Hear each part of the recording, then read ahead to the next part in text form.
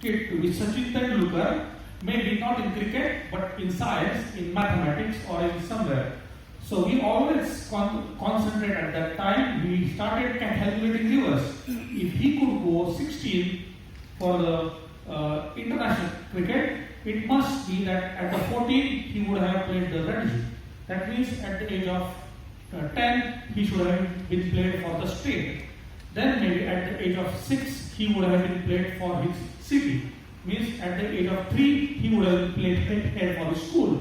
That means at the age of 2 he would have been put in practice. At the age of 1 he would have held the flag. And when he was just out of his mother's womb, he would have been doing something. So this is called as earlier the better syndrome. Sachin Tendulkar syndrome, what I call actually. I guess Tendulkar did not learn like this. That was a special case in which we could be able to have a special. That's why we call as a god for Indian cricket. So if we keep on expecting that our kid will be able to perform as everything like that, then we put our kids at the age of 3 to the schools and make sure that they will read and write. There are certain examples now I can see in Indore as well as in other cities where we are working with the school so that how we can be able to, at least for the preschools or maybe kindergartens, not to have the pens in their hand, not to write it. It's a big shift. To change this part, it's not a one-day job. You need to, if you don't have something to write or read in the kindergarten, that means you have to give some creative ideas to the kids so that they will be able to enjoy the one day of their work. At the same time, teachers has to be trained in such a way that they have to be getting engaged, working with the kids. That means it requires a lot of energy. That means it requires a lot of planning for the principals and teachers altogether. So this is quite a big process. So I guess the question was really fascinating. Thanks for this question. Any more questions? Yes. I guess I cannot. Yes, please. Please go ahead. नमस्कार सादर doctor Deshpande सरांना आपण पूर्वी मी मराठी बोलते. Yes. Please go ahead. I will translate it in English for everyone. मैं सादर अभिनंदन करती हूँ डॉक्टर अनिरुद्ध देशपांडे सर का. सर से मुलाकात इंटरनेशनल दिल्ली में भारत बोध के लिए हुआ था. मैं वहाँ ये क्वेश्चन करना चाह रही हूँ कि वहाँ आपने हिंदी में, वहाँ हमारा सेमिनार हिंदी का हुआ था, अभी टोटल इंग्लिश का है. और चूंकि हमारे भारत देश की अधिकांश जनसंख्या कृषि प्रधान है, ट्राइबल एरियाज है, तो हम जब बात कर रहे हैं क्रिएटिव एजुकेशन की, तो वो हम क्रिएटिव एजुकेशन क्लास में कैसे इम्प्लीमेंट कर पाएंगे अगर हम टोटली सेमिनार हम इंग्लिश में करेंगे. तो टीचर्स को हमको वहाँ तक पहुँचाना है, तो उसके लिए मैं आपसे सहयोग चाहती हूँ, मार्गदर्शन चाहती हूँ. Yes, excellent. I guess question is clear for everyone. मैं यहाँ पहले ही सूचना मिली थी कि मेरे लिए इंग्लिश में चलेगा, इसलिए मैंने इंग्लिश का प्रयोग किया. अन्यथा आपके साथ हिंदी या मराठी में बोलने में मुझे अधिक खुशी होती है. तो देहातों में, ट्राइबल एरियाज में जिस प्रकार की भाषा का उपयोग हो सकता है, उसी प्रकार की भाषा का उपयोग करना उचित रहेगा. कोई भी लैंग्वेज अप्राकृतिक पद्धति से लादी नहीं जा सकती, इम्पोज नहीं की जा सकती. कोई लैंग्वेज सीख सकते हैं, लेकिन जहाँ अंडरस्टैंडिंग बहुत अच्छा है, समझने के लिए अच्छा होगा, उस प्रकार की भाषा का उपयोग करने में कोई संदेह नहीं.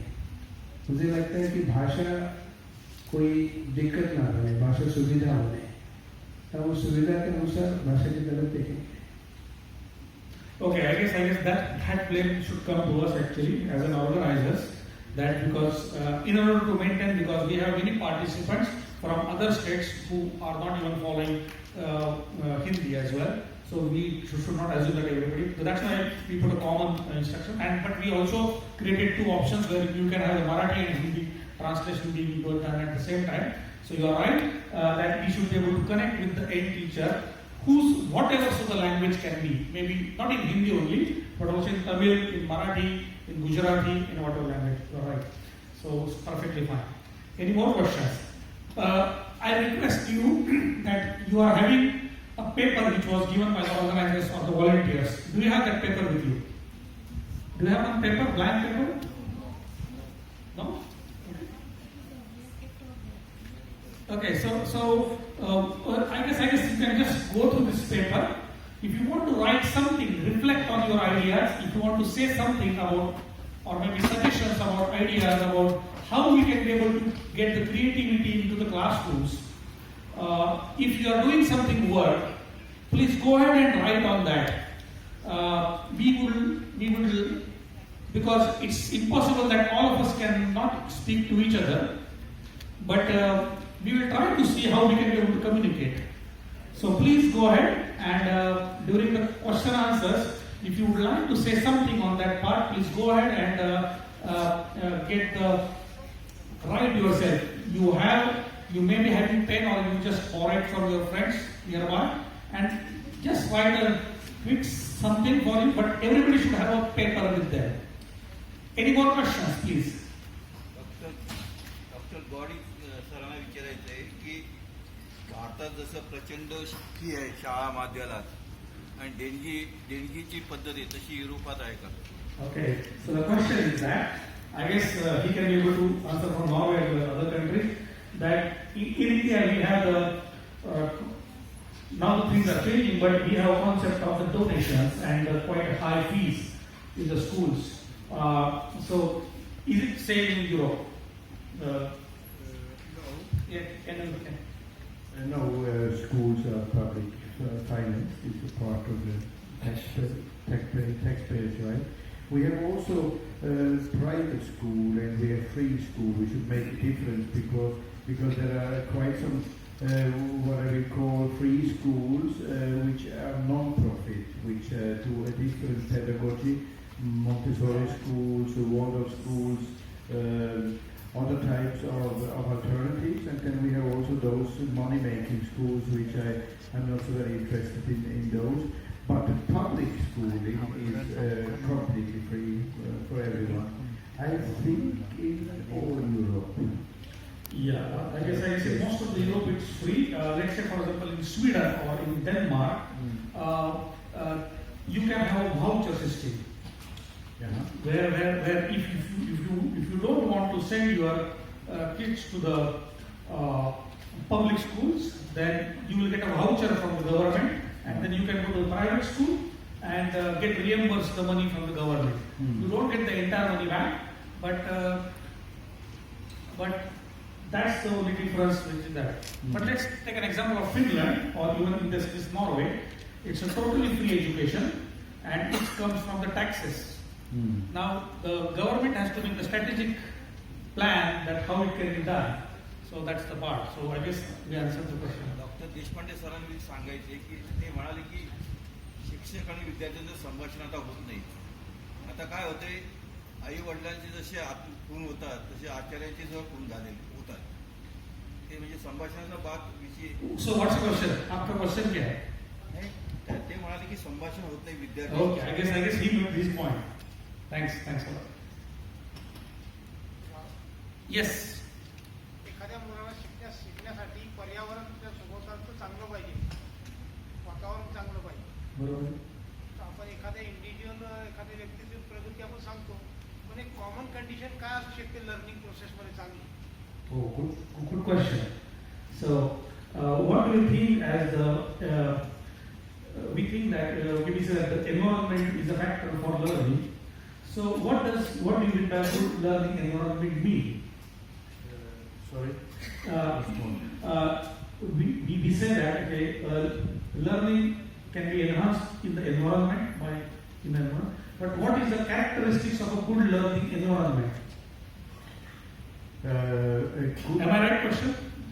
Is question right? If I should now just in a sudden answer, I would say a good learning environment is an authentic teacher. That is a teacher which is truthful, complete. Then it has to be close to life. Every pedagogical alternative which has been done is because people felt the school is not close to life. So it has to be closer to life. That's why I like this example with the social work. You have somehow to link the school to the life outside. It has to be in a connection. Also there, the parents come in. The parents are, for me, a very important part of a good learning environment. Because the parents are mostly not teachers. They have their knowledge in many other fields, which, so to say, are a link to life, which can bring the world into the classroom or the classroom out to the world.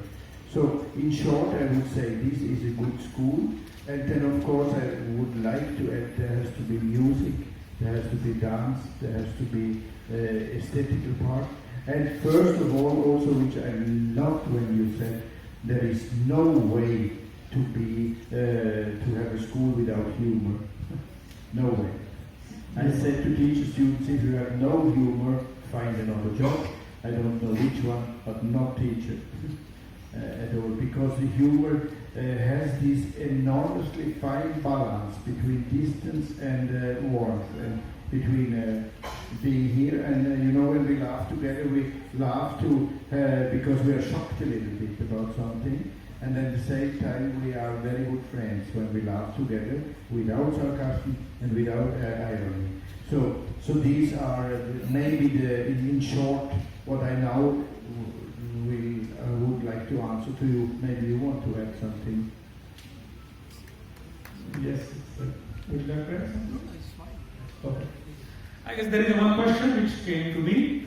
I guess this is in link with the previous question as well. How to stop the vicious circle of bad teachers creating bad students who take up teaching and again create a further bad teachers and bad students. So it's a vicious circle. Any comments? I guess Dr. Deshpande mentioned the first point of empowering the teachers, giving them the autonomy, and also he made the point of training the teachers. Would you like to add quick remarks on that? Yes? Yes, I refer to this point at least twice or thrice in my speech. I sincerely feel that if we get good teachers, we get a good education. I remember all my teachers in the school. I may not be able to remember what they have taught, but I would remember their style, their passion, their dialogue with the students, their love towards students. That shapes the life. I think the vicious circle chain that we have explained, bad teacher, bad student, again he's coming a teacher. We have to have a very good training system to teach us. Right now what we have, he joins as a teacher and very formal and technical pedagogical training is given to him. So being untrained is also a big difficulty. So there has to be training, educational technology, then some creativity experiments that he can do in the class. Now a new system is coming up that is called Jnana Rachanavant. That Jnana Rachana is also a good solution to developing creativity among students. So I think teacher is the crux of the matter. And if he is developed properly, the vicious chain that you have described will get some error break. Maybe one word in addition. All good education is in the end self-education. Much of the time we use for teacher training, we should use for the self-development of the teacher. That includes doing arts, that includes being orientated in the culture, that includes doing handwork, being a complete person. Much more should be concentrated on the personality than on the systems or the methods or the curriculums or whatever kind of study we might do. Excellent. Thank you.